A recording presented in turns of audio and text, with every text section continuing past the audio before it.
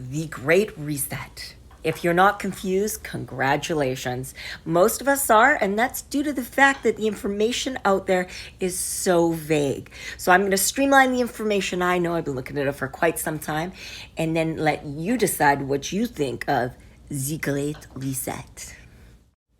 All right, this here is Klaus Schwab. He is the one behind the Great Reset. He founded the World Economic Forum in 1971. He's of Swiss-German descent.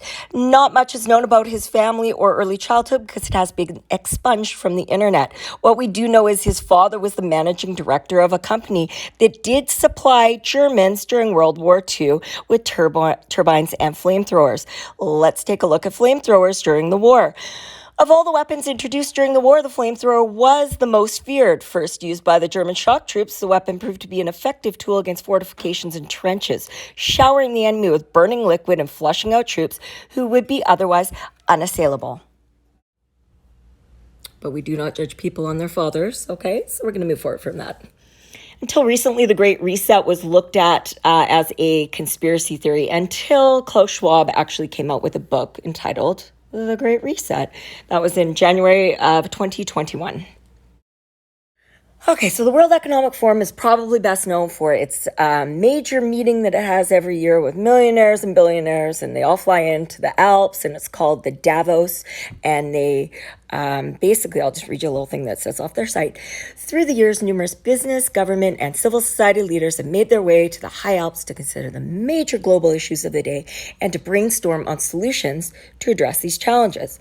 On their website, they show issues from AI, artificial intelligence, to security intelligence, climate change. Climate change is a big one. Now I'm going to put in some Russell Brand so that you can see what he's got to say. Davos regulars like Angela Merkel and Bill Gates will check in from around the world, as well as Vladimir Putin, Prime Ministers of India, Japan, Spain, Greece, Israel, Singapore, Presidents of France, Korea, Argentina, South Africa, Secretary General of the United Nations, Director General of the World Health Organization, Governor of the Bank of England, Secretary General of Interpol. The agenda has been shaped by the pandemic and organised around the Great Reset. So I suppose when you talk about it being a conspiracy, it ain't a conspiracy if it's candidly spoken about and explicitly stated. That's not a conspiracy. Here is Klaus Schwab at the World Economic Forum with some very familiar faces. So we know this isn't a conspiracy theory, but what is the Great Reset? Let's go to their website and find out.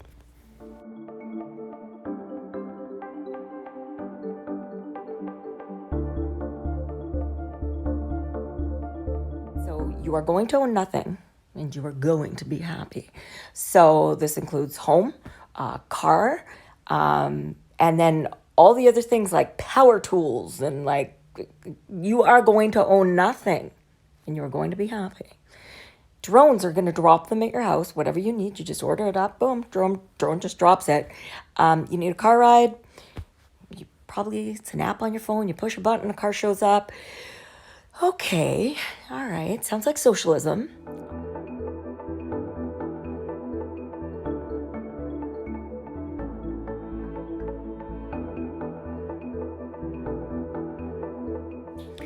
All right, so meat's gonna be a treat. I don't eat meat, but, FYI. You ready to go?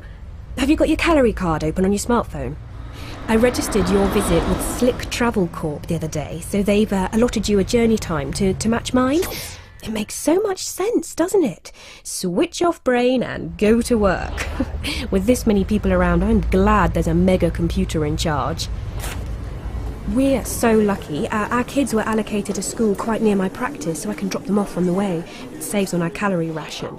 Well, it won't be long until the little darlings get their career announcements. They've been working so hard, so I'm sure they'll get something good. Not that there's anything wrong with fixing carbon scrubbers for a living or anything. Are you hungry? Let's pop to the market as we're passing. Right, what's on the menu this month? No, not meat. It's not your birthday. The Global Food Council are doing a really good job of keeping food production going. I mean, you don't get the choice you used to, but we're better off than most. Okay, so how would this all come about? All of your debt would be erased when you go into the system. Credit card debt, student loan debt. With a crumbling economy and people becoming more and more in debt, the average Canadian has $36,000 in debt, this may look viable to people, unless you own your home outright. Also, if the housing market takes a tilt and interest rates rise, you could lose a lot of equity that you believe you have inside your home right now. So let's listen to what some other people have to say. The more you go into the story, the more you see what the pieces are for a dumb idiom like you will own nothing and you will be happy. No, I won't. I'm going to keep hold of my stuff. No, what'll happen is there'll be crises, and in that crisis, stuff will happen to you that you couldn't anticipate, and you won't be able to control it because you're a little person, and the government won't support you. They'll support the interests of powerful people. Then what will happen is they will exploit that opportunity to own more and more things till eventually you're left with nothing, creating a more and more unequal society with a tiny, tiny elite where everybody else is just out in some barren wasteland, owning nothing, having no resources, and forced to just be pitted against one another like it's a bloody Hunger Games or something in order to survive for an oligarchy of the increasingly Canada believes that a strong, coordinated response across the world and across sectors is essential. This pandemic has provided an opportunity for a reset. This is our chance to accelerate our pre-pandemic efforts to reimagine economic systems that actually address global challenges like extreme poverty, inequality, and climate change. Butterworth, or it might be Cindy Butterworth, says, where do you stand on the Great Reset the Liberals are planning on introducing? Well, let me just say that, first of all, what is this Great Reset? Pierre Poilievre, the federal conservative finance critic, recently raised concerns about this, and then he was attacked by some in the media and by the Liberals for supposedly circulating conspiracy theories. Well, the Great Reset is actually the name of a book by a very prominent advocate of it. His name is Klaus Schwab. He sent me a copy. I guess he sent one to probably every government leader around the world. And Klaus Schwab's thesis in his book is that governments and societies, the world, should, quotes, seize the opportunity of the public health and economic crisis to reimagine the world and radically change policies. Now, in what ways? I would describe it as a grab bag of left-wing ideas for less freedom and more government, for more government intervention, for policies that would, I think, create massive poverty, particularly energy policies that he is advocating. So Klaus Schwab, by the way, is the president and founder of the World Economic Forum, also known as the Davos Summit. I call it the biggest gathering of global hypocrites in history. All right, here we got Naomi Klein. She's an author, activist, and filmmaker. She writes, in short, the Great Reset encompasses some good stuff that won't happen and some bad stuff that certainly will. And frankly, nothing out of the ordinary in our era of green billionaires readying rockets for Mars.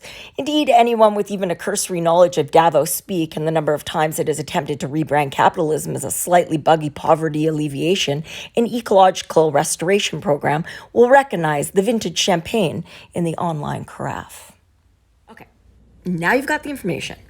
Let's take a look at Klaus Schwab and Justin Trudeau's relationship and get a little more understanding on that. It will be a young world. It will be a digital world. Now, who could represent such a world better than you, Prime Minister? We are very glad that at the beginning of this meeting, you are talking to us. To represent also a new, open Canada.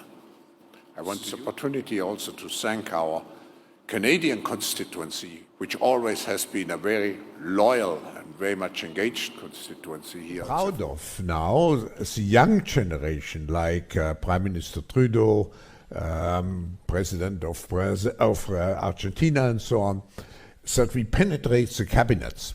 So yesterday I was at a reception for Prime Minister Trudeau, and I know that half of this cabinet, or even more half of this cabinet, are actually young global leaders of the world. Okay, so Klaus Schwab is referring to Justin Trudeau as one of the young global leaders.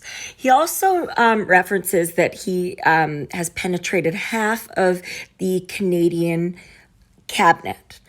This was brought up recently at Parliament Hill, so we're going to go ahead and watch that video and see how that turned out. For Oshawa.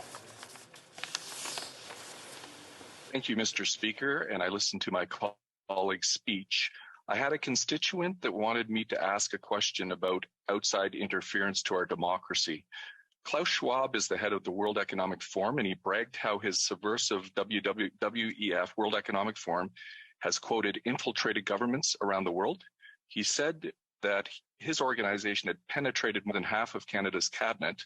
And I was wondering, in the interest of transparency, could the member please name which cabinet ministers are on board with the WEF's agenda? My concern is the deputy. Order. I know that the member was in a really good question there, but the audio is really bad and the video is really bad as well. Well, that didn't go so well. They cut him off. No answer. Okay, so another part of this would be mass surveillance, which some people might like. It's basically Big Brother type deal. You're going to be watched. It'll be sold as for your own safety. Benjamin Franklin has a saying, and it's that those who would give up essential liberty to purchase a little temporary safety deserve neither liberty nor safety. Something interesting to think about. Other than that, there were probably have to be some kind of credit system involved in this, if not the social credit system that we have heard about. How would that affect us? Would we be, would this turn into some kind of dystopian novel like we've read about in the past? Like we know about, say, 1984 being one of them. Is that where this would head into? Are we going into an economic disaster? Is that how we funnel into this? There's lots of questions here. So in closing thoughts, a concern of the rich getting richer, and there being kind of a major division between two classes. One of the sayings that we're hearing is for the greater good. Not only has that saying been used by many a tyrannical leader in the past that are terrifying, but when they're saying for the greater good, they're talking about global warming, reducing poverty or eliminating poverty. Yet, they're all flying private jets into the Alps, like making huge carbon footprints, yet we are supposed to be, picking up the slack for them. Like, I don't know. No confidence in some of the leaders that are backing this. I like owning things. Is this something that would be great? Is this something that would help everybody? Would it eliminate poverty? Or is this just simply a sociopath's wet dream? You decide.